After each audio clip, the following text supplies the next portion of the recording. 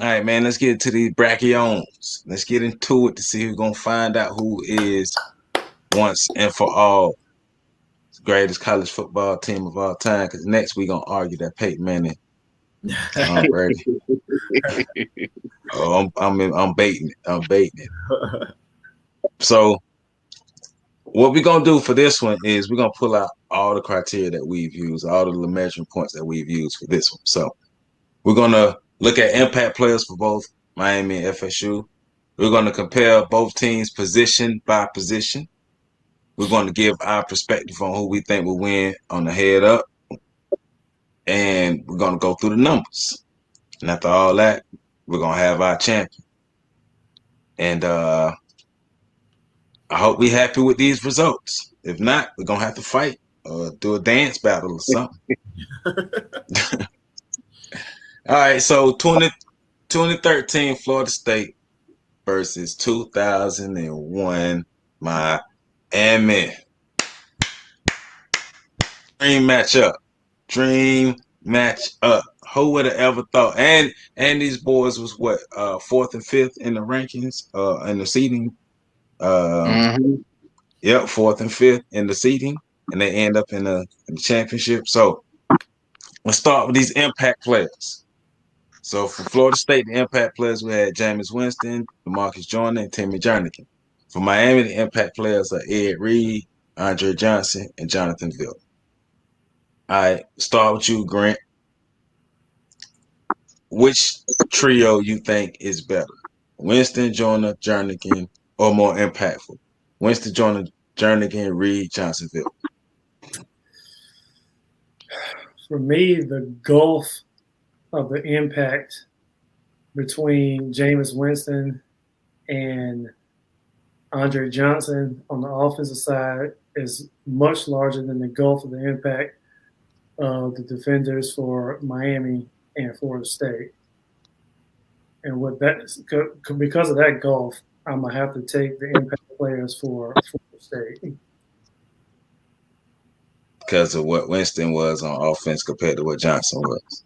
Yeah, because if you look at Johnson, he was an incredible talent at the wide receiver position, but they really were a run-oriented offense, and that's illustrating the fact that he only had 35 catches on the season.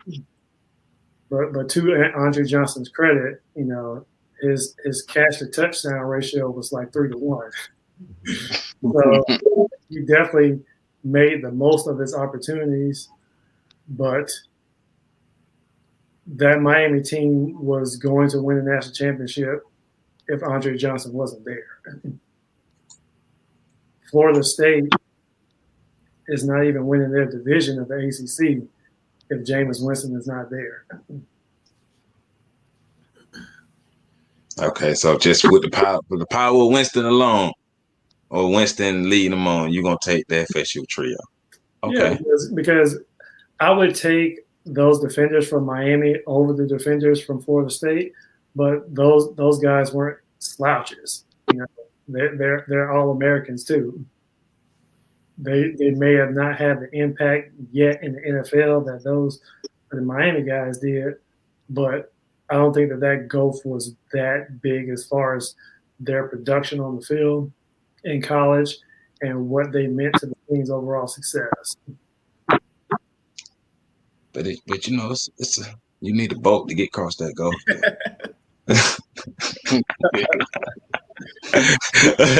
All right, go ahead, Sam. Which trio you rocking with? Yeah, I'm right there with Javard, man. I mean, like you look at LaMarcus Joyner versus Ed Reed.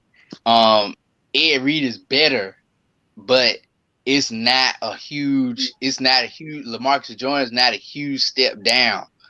Same thing you look at Vilma and then Jernigan. Obviously different positions, but it's not a huge step down what Jernigan was able to do on a defensive line versus what Vilma was able to do as a linebacker.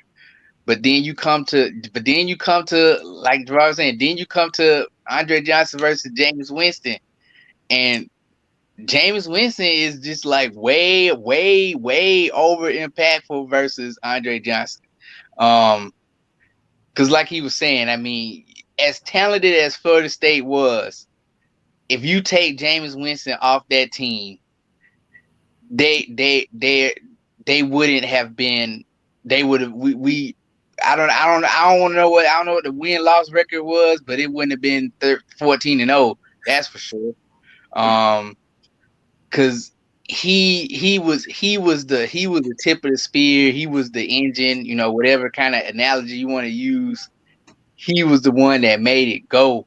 And like you just saw it week after week, it would be a moment where he had the other team figured out, and then it was just bam, touchdown drive, bam, touchdown drive, bam, touchdown drive. So I would have to go with that trio, man. Okay, Doc.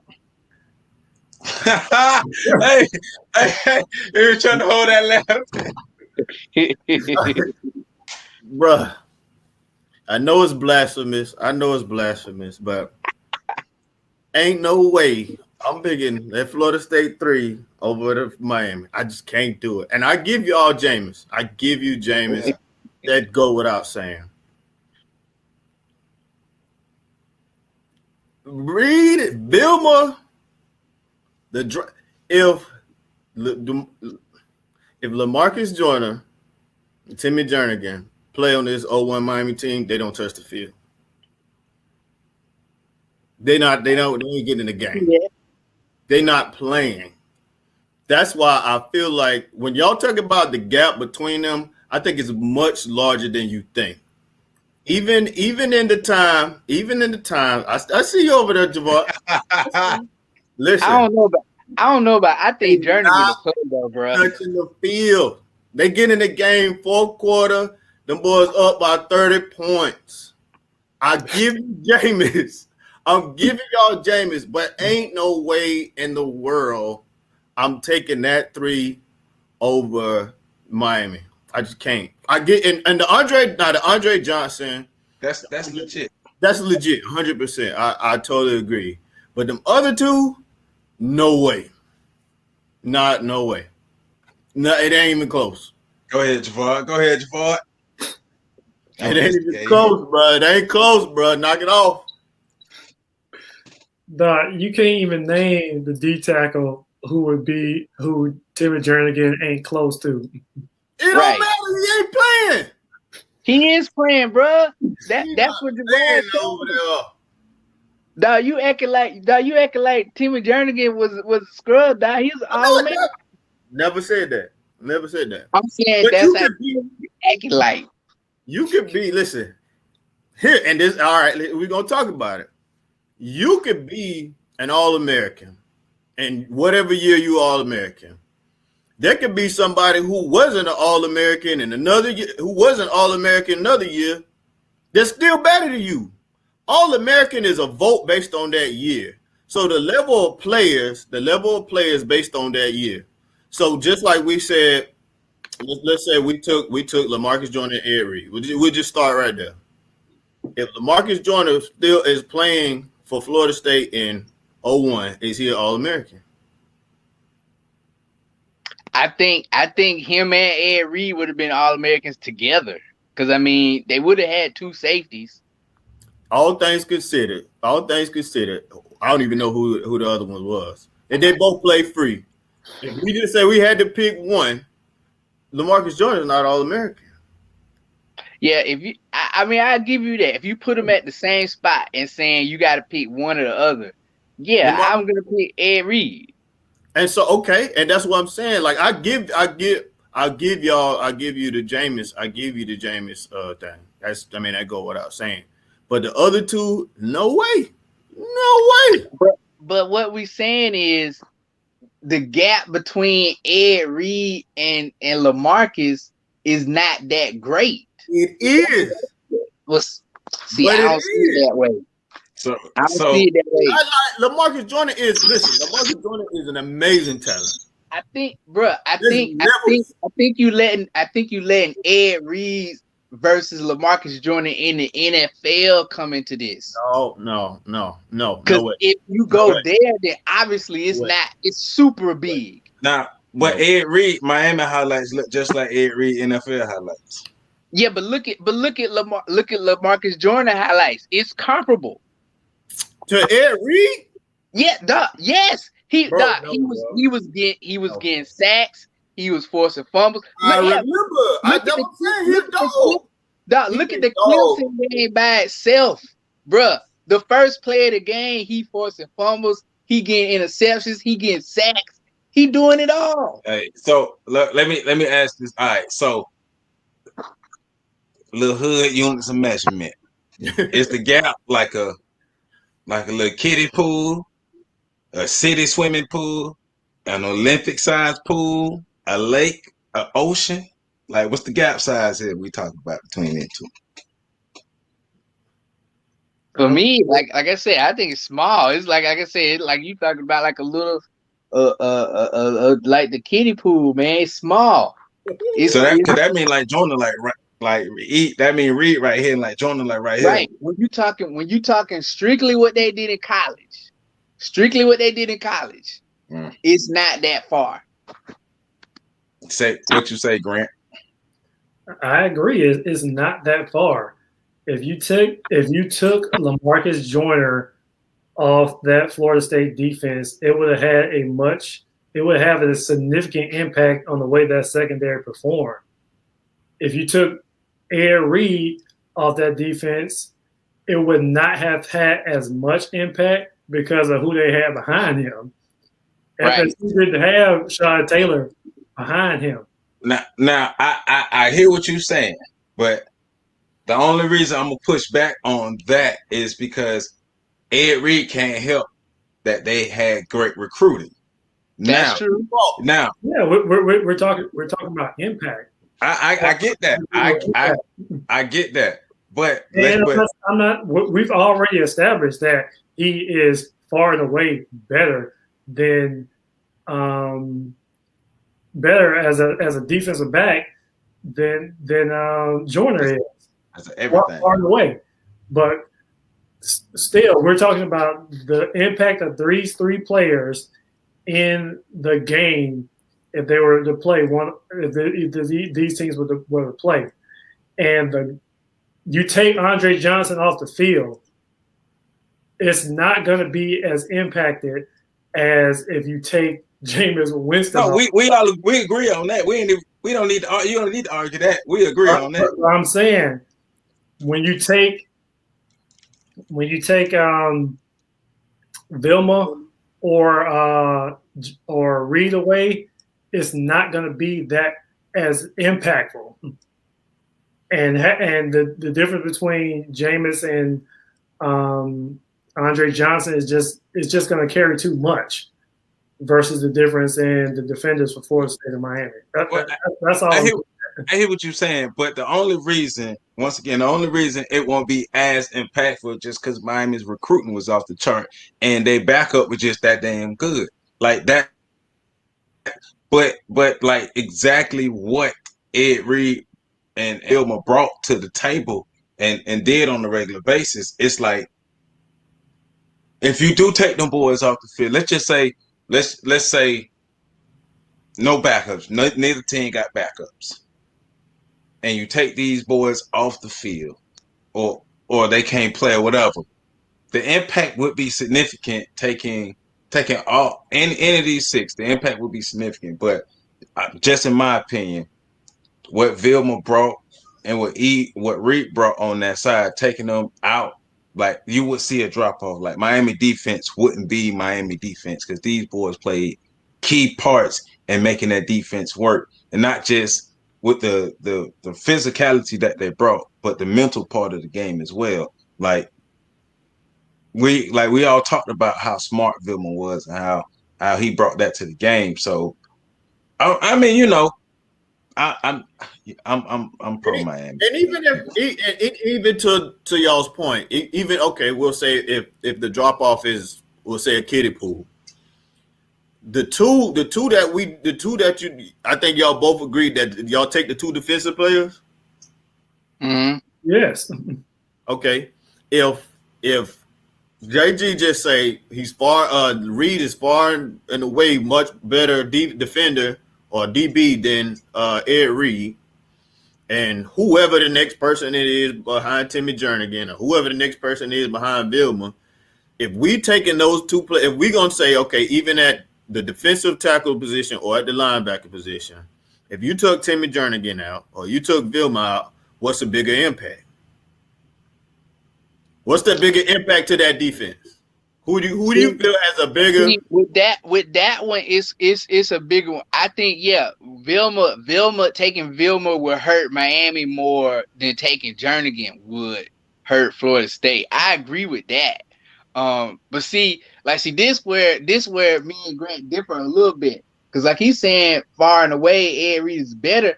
I don't know that it's far and away. When you talking about strictly what they did in college. Not NFL Ed Reed being a Hall of Famer, because that's unquestionable. But strictly what they did in college, Joyner did everything Ed Reed did. The one thing that Ed Reed has way over him is size, and that's it. And that's not even that much. I mean, because I think Ed Reed, listen, I mean, we met him, so he was about 6 feet tall, maybe. So that's the one thing. But if you look at everything else, Joyner did the same things that Ed Reed did. So would you take Joyner over Reed? That's the thing. I wouldn't take Joyner over Reed. What I'm saying is it's not like it's, like if we look at it like Madden ratings, right? It's not like Ed Reed is 99 and Joyner is, like 82. It's like you talking about a 99 and a 98. They right there. Okay. If you take away 90 on my game. If you take away FSU's 3 impact players, they are not in this tournament. If you take away Miami's impact players, those 3 impact players, they probably are still in this tournament. That still go through recruiting. Yeah, that still go back to recruiting. I see what you're saying. Yeah, I see what he's saying. I mean, because but Javard, that just goes more to talk about the depth of Miami teams versus the talent of the impact of those 3 players, though. Yeah. To me, yeah. I guess we're getting confused about who are the better players versus who have impact to their success. Yeah. Well, I mean, I get what you're saying, but Reed and Vilma were very critical to the success of Miami because their defense was the strength of that team. And they were the quarterbacks of the defense. So you take them 2 out, there's a drop-off. There is a drop-off. There may not be a significant drop-off in talent, but in intellect, there's a significant drop-off. So we're going to see more mistakes out on the field with them boys out. So. All right, so we split. We split on this. All right. We split. How the teams always end up being like this? I mean, Doc always agreeing to y'all that. Because y'all wearing glasses, huh? Hey, Team Green versus Team Orange. Yeah, I know what I'm talking about. I'm talking about my hat. Ball head. Tail ball versus niggas with hair. All right, so let's go position by position. And let's rank. We're going to start with running back because there's no need to start with quarterback because we all agree that Jameis was way far and away better than Ken Dorsey. So FSU get a check and quarterback. So running back, which team had the better running back core or the better running back output? Miami. For me, I'm going to go with Miami because their running backs were pretty much every down running backs, where Florida State's guys are pretty much a kind of a running back by committee. Mm-hmm. Yeah. I agree with that. Yeah, because you look at Florida State, they had the strength in their running back core was they had a guy for every situation. Right. Versus Miami, any guy could do any situation. Right. They had 3 guys I want to say 3, maybe 2 or 3, 2 for sure. Yeah. Najee, we forgot guys, about Najee Davenport. Yeah, but they had guys. All of those guys could do everything. Right. Whereas, Florida State, like if they needed a power back, they could, you could go to Carlos or Wilder. They needed a receiving back, you could go to Freeman. They need somebody running the edge, you could go to Freeman. You could do Carlos for that too. But neither one of them had the total package. Right. So we're going Miami on the running backs. Yeah. All right. What about receivers? Who had the better receiving core? Oof. So you're asking if we look at tight ends, you go. You want to add that with receiver? You want because I was gonna have that as separate. I just had it. I was putting it with the core. The receivers. You If look we at do that, it might change. You look at tight end. You got Shockey versus O'Leary. That's not even close. Those two are comparable to me. I was going to say, I don't know if it's not close, bro. As far as the impact. Nah. Impact. I think it's one of those situations. I think it's one of those situations where it's hard to disassociate what Shockey did in the league versus. No, we talking about college Shockey.